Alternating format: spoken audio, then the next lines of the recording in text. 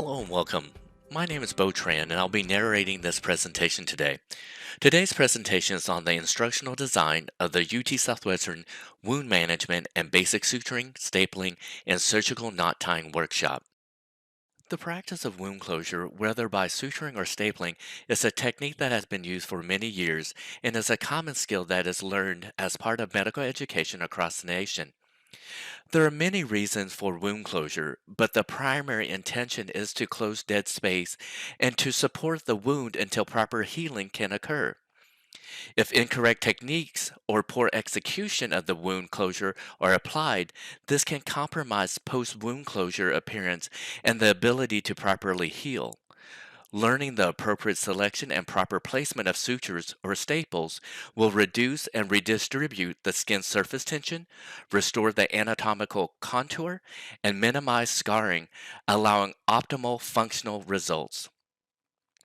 In addition to the rationale for basic suturing mentioned above, surgical knot tying, another necessary skill set needed in healthcare, is taught in this workshop. This essential skill is required to prepare learners for various training in specialty areas such as emergency medicine, surgery, and women's health. The differentiating factor between surgical knots and other knots, such as sailor's knot, is the fragile nature of the object or structure being tied. Therefore, the fundamental goal of surgical knot tying is to either ligate a blood vessel to avoid further bleeding or hold an anatomical structure in place in a manner that does not harm the surrounding tissue or the patient.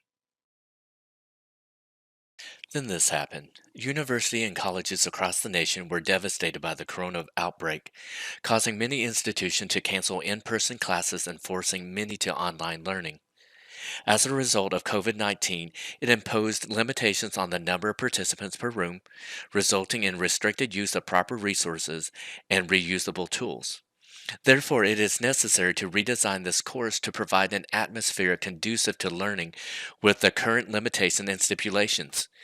The types of analysis applied to this project are multimodal and will use the learning analysis and audience analysis. The imposed limitations required analysis and revision for this course to determine the needs of the learners and facilitators. When analyzing this course, we have to take into consideration that before this course, many of our learners have little to no experience or knowledge of suturing and lack the necessary skills to perform this task efficiently and effectively. It is estimated that less than 5% of the students will have some knowledge from prior work exposure in suturing and stapling. Less than 1% acquire the knowledge to the depth and breadth needed for suturing, stapling, and surgical knot tying. Upon this review, various deficiencies were noted, and the analysis identified the following needs. Based on our analysis, several needs were identified for both learners and instructors, but due to the brevity of this presentation, this slide will only focus on the learner. Prior videos used in this workshop did not meet the requirements as determined by the program. Therefore, it was imperative that the program provide learners with high quality instructional videos that meet current best practices. Additionally, in order to provide just-in-time training resources to learners, learning modules were developed based on lecture materials developed by the course directors for each task. There were 7 modules in varying lengths, providing learners some great interactive modules to help augment their learning. In order to practice this new skill set, learners will be provided with the following kits 2 weeks prior to the beginning of this course. Facilitator consistency. In order for learning to be equitable for all students, facilitator training will be developed to ensure all facilitators are teaching the same information. And lastly, guidelines. A critical element to the inclusion of all students is creating a psychologically safe environment for all learners at various levels in their education and personality trait. First and foremost, the most crucial inclusion teaching strategy is being transparent with the student by providing well-defined guidelines and expectations that are well delineated. As part of our analysis and based on current limitations and stipulations due to COVID, it was determined to provide learners a hybrid format to this workshop to accomplish the required learning objectives and to minimize face-to-face contact. Their course goals are to provide learners with fundamental knowledge in wound management and basic suturing, stapling, and surgical knot tying. Also, to provide learners a high quality experience in suturing, stapling, and surgical knot tying techniques and an opportunity to practice. And finally, to demonstrate mastery of four basic suturing skills, stapling, and surgical knot tying techniques. This course will be divided into three different sections: a pre session assignment, an in person session, and a post session assignment. We will utilize various training delivery modalities of self-instruction that is asynchronous for both the pre and post-session assignments and a synchronous-led in-person session. As previously stated, the course is broken into three different sections. The first section is the pre-session assignment, where we provide learners with just-in-time training resources and developed a total of 7 different modules delivered via the LMS system 2 weeks prior to the in-person session. Learners will be provided kits 2 weeks prior to the beginning of the course and will be distributed by the class officers working in conjunction with course directors to meet established deadlines.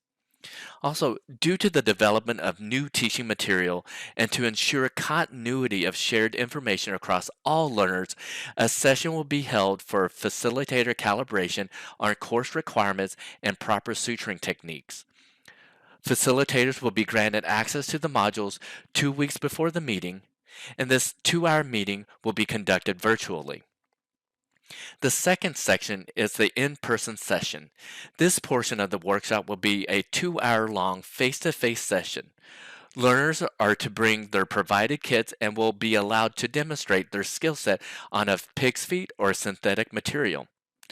The last section is the post-session assignment. Learners are allowed 2 hours to complete a 20-question quiz. The quiz will be made available to the learners immediately at the end of the in-person session and will have 1 week to complete this portion of this workshop. Based upon prior experience in similar courses and workshop, each of the segment of the workshop allowed learners ample time to accomplish the goals and objectives outlined by the end of the in-person session. A general overview of the instructional design for this course is shown here. And at this point, we begin to organize and develop the necessary skills for this workshop.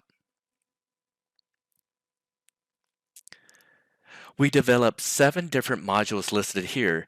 Each interactive module is varied in length with 3 to 8 multiple choice questions integrated into the module to assess knowledge acquisition. For assessment and evaluation instruments, as part of the assessment, learners will have several knowledge acquisition and retention checkpoints embedded in this suturing, stapling, and surgical knot tying training workshop, utilizing formative assessment for the pre-session and in-person, and a summative assessment for the post-session. After the post-session assignment, a mandatory end-of-workshop survey will be administered via Qualtrics to assess the design's effectiveness.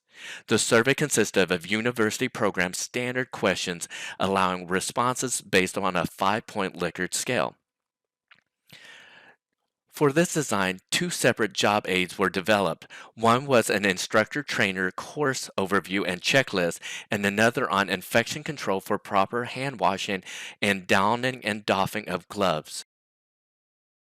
The learning activities for the course will allow for learners to obtain knowledge acquisition and retention of specific rationale for types of suturing, stapling, and surgical knot tying techniques. Each learning activities are listed here. Upon completion of each section, data will be collected and analyzed for each learner. The categories will be reviewed are, but not limited to, time to completion, when modules are completed, number of times a specific question was missed, number of quiz attempts, and the Cooter-Richardson 20 score for the quiz. During the implementation phase, the pre-session assignment was activated on February 11, 2021, 2 weeks prior to the in-person session. The in-person session was completed on February 25th for all 60 students at the Simulation Center. and the post-session assignment was released immediately after the in-person session. To measure each of these goals and desired outcomes, different assessment and testing modalities were used. Overall success and effectiveness of the course were determined by program standards. Scores in each section are above the benchmark of 3.5 on average based on a 5-point Likert scale. And comments that would constitute as thematic, meaning 5 or more similar comments when compared to the previous year or cohort. Let's talk a little bit about the overall course performance. Overall, the course was well received with all scores in each section above our benchmark of 3.5 on average based upon a 5-point Likert scale. The lessons learned from this instructional design were overall well received, and we had some areas of improvement, such as number of quiz questions in the modules, the synthetic skin not being able to hold up to all the suturing and stapling, the simulation center preparedness. Some of the workshops did not have all the supplies that we needed. And then also the last thing was that the LMS system and lockdown browser, many of the students had issues using the lockdown browser and forgot how to use it. What about the input from the course director? To ensure that the course directors received the high quality material that was needed for this course, we elicited feedback from the course directors and facilitator to assess the quality of this instructional design. Feedback was obtained from surveys and focus group interviews. The survey consisted of questions allowing responses based upon a 5-point satisfaction scale, in addition to a comment section after each survey question. Survey responses were anonymous. Here are some of the results.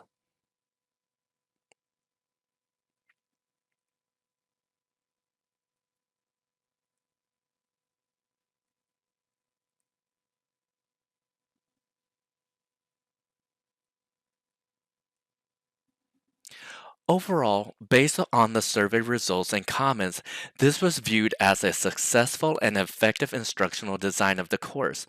All scores in each section are above the benchmark of 3.5 on average per program standards, and no comments that would constitute as thematic. Thank you for listening to my presentation, and I look forward to your feedback.